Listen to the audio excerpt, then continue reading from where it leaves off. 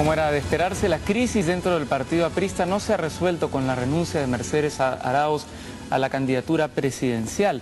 Más bien parecen haber quedado muchas heridas abiertas dentro del partido de gobierno, heridas que antes no se conocían en un partido tradicionalmente muy cohesionado. Esto ha sido pues una historia donde los intereses individuales parecen haberse impuesto frente a los intereses del partido más tradicional, más importante en la historia del Perú, que hoy ha quedado reducido a una crisis que lo deja al borde de perder su inscripción, porque puede estar por debajo del 5% en estas elecciones. Entérese de todos los pormenores en este reportaje de Graciela Villacis.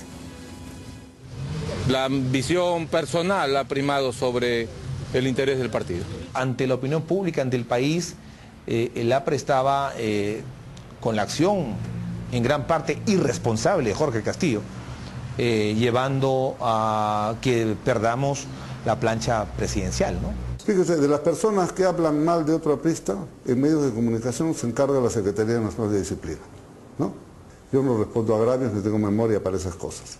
Hay que hacer un llamado a todos los apristas, hombres y mujeres de todo el Perú, para que sepan votar, para que voten bien, para que voten por aquellos que recién emergen con ideas nuevas, y no el político clientelista del voto preferencial, el político de compra y venta de conciencias, el político de Swiss y lobbies. Ya le digo, son 2 o 3 personas que yo creo que tienen muy poco peso entre el partido. No porque habla una persona una barbaridad, es el APRA, ¿no? Nunca antes las discrepancias internas dentro del partido más disciplinado se habían expuesto tan abiertamente ante la opinión pública. El partido aprista, a pesar de ser gobierno, atraviesa una de sus peores crisis desencadenada por la renuncia de quien fuera hasta hace poco su candidata presidencial y que ha motivado que sus actuales dirigentes se enfrenten en los medios de comunicación y no duden en ventilar sus diferencias. Hay un responsable que yo lo considero, y ya se evaluará esto después de las elecciones, que debió o dar un paso al costado antes de esta situación, o debió, incluso después del desenlace de ir sin plancha presidencial, también dar un paso al costado, porque fue el responsable. El intento de Jorge del Castillo por poner paños fríos al renunciar públicamente al número 1 de la lista parlamentaria tras ser elegido en elecciones internas, proponiendo que en su reemplazo vaya un líder histórico como Armando Villanueva, fue tardío. Si dijo el 1, yo me voy al último lugar de la lista. Ustedes con el número 36 le van a hacer llegar al Congreso de todas maneras. Propongo al partido también que en mi reemplazo como número 1 de la lista llevemos a un aprista, como no puede ser de otra manera, pero un aprista que sea un aprista probado en las maduras circunstancias. Yo hoy he conversado con el compañero Armando Villanueva y le pidió que él encabece la lista del APRA para que vayamos todos juntos al triunfo del partido. Mercedes Arauz ya había tomado una decisión irrevocable. Yo renuncio a la candidatura a la presidencia de la República, agradezco a todos, incluyendo al presidente de la República. Del Castillo se quedaba sin piso y las cosas para él se complicaron aún más, cuando minutos después de su anuncio, el propio Armando Villanueva, en diálogo con este programa, lo desautorizaba públicamente. Desautorizo que se tome mi nombre como solución en un puesto en la lista parlamentaria del conflicto que existe actualmente al respecto. Pero yo hablé con él, cara a cara, y le dije esta idea. Él me dijo, bueno, fue interesante, pero la idea que tú, dijo, la decisión que tú tomes yo voy a respaldar, me lo dijo a mí, en mi cara. Ahora, que él después diga otra cosa, ok, es cosa de Armando, yo lo respeto. Comprendo que puede estar en una situación de salud, no voy a hacer cuestión de estado de eso. Al día siguiente del enfrentamiento televisivo, la dirección política del APRA se reunía con urgencia en casa de Mercedes Cabanillas para buscar una solución alternativa a tremendo problema.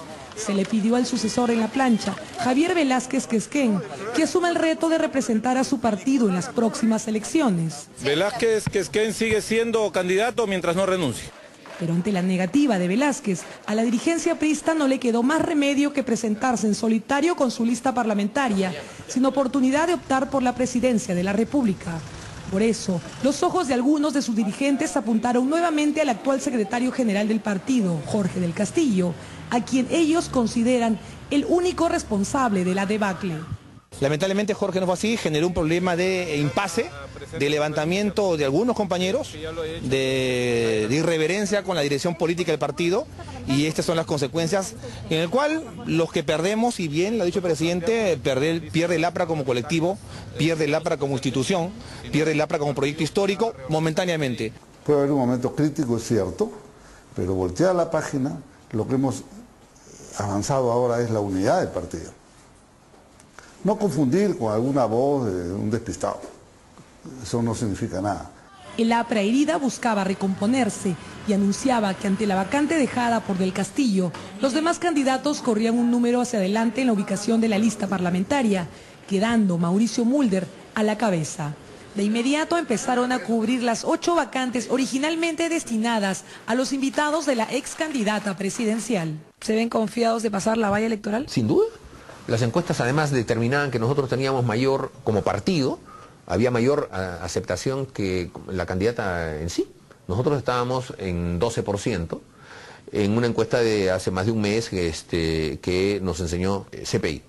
Incluso el presidente Alan García marcaba distancias de la candidata renunciante. En las últimas reuniones, hace muchas semanas ya, que yo era favorable a escoger un candidato del partido, siempre se los dije, e inclusive en la última reunión que tuvimos le dije, levante la mano el que tenga el coraje de ser candidato, y nadie levantó la mano.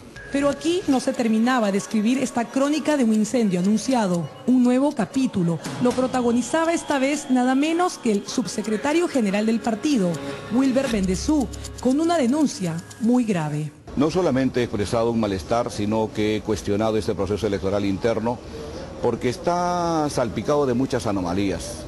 Creo que inclusive podría hablar que ha habido unos hechos que dejan mucho que desear.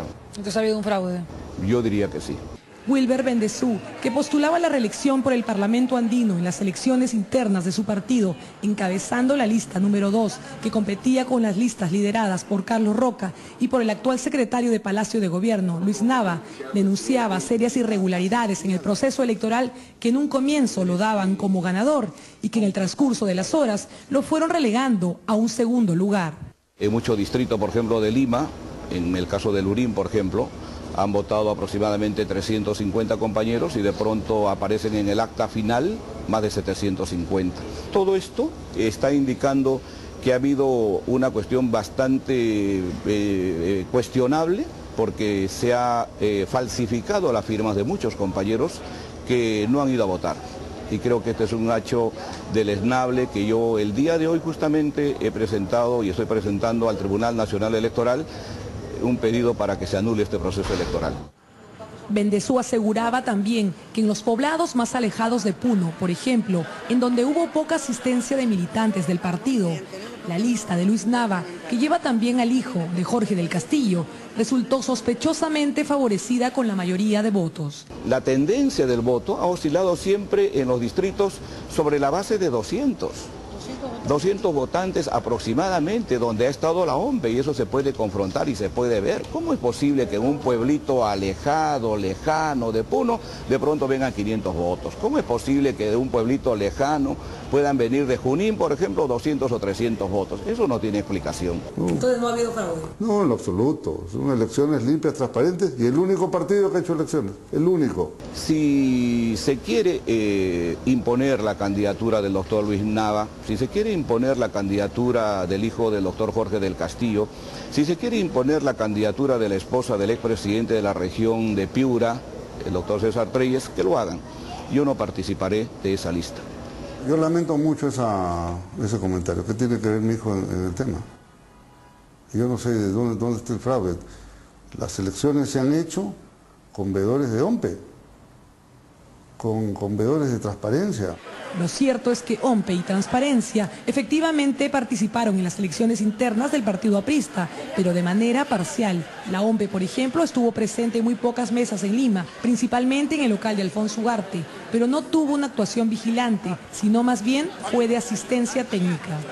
A esta grave acusación que desencadenó con la renuncia de Bendezú se suma otro hecho lamentable, esta vez contra el candidato aprista por Lambayeque, el congresista Luis Falla Lamadrid, a quien se le impidió inscribir su precandidatura con el pretexto de que su nombre no figuraba en el padrón de militantes de su partido. Con rubor debo reconocerlo. Aquí hubo en un primer momento una negativa a siquiera recepcionar los expedientes de los precandidatos. Tuvimos que perder 10 días en Lima ante el Tribunal Nacional del Partido, donde nos dieron una resolución aprobatoria por unanimidad. Retornamos a Chiclayo y nuevamente se presentaron problemas en el Tribunal Regional. Apenas 48 horas antes de las elecciones internas, Luis Falla Lamadrid logró que el Tribunal Electoral Nacional admitiera la inscripción tardía de su candidatura. Incluso deslizó que tras el veto de su postulación estaría la mano de Javier Velázquez Quesquén. Porque Javier Velázquez es presidente de la Comisión Política, porque es jefe de campaña política de nuestra candidata, porque es candidato a la primera vicepresidencia de la República y quería encabezar lista única en Lambayeque, estamos perdiendo tiempo. Que seamos plurales. Disputas aparte, la dirigencia aprista ha empezado a limar antiguas asperezas con miras a las próximas elecciones. No hay que dejar de lado que cuando toda esta circunstancia estuvo en todo su furor, personas que dentro del partido hemos tenido diferencias de muchos años, como Jorge y yo, o Jorge y Mech y otros compañeros, llegamos a la madurez de hacer una sola lista. Son conscientes que el corto camino que les queda por recorrer será muy difícil y sinuoso, y al parecer también que sus fisuras internas se han convertido en su principal desventaja frente a las elecciones. Para superar la tan temida valla electoral, en el APRA tendrán que estar más unidos que nunca, o al menos aparentarlo.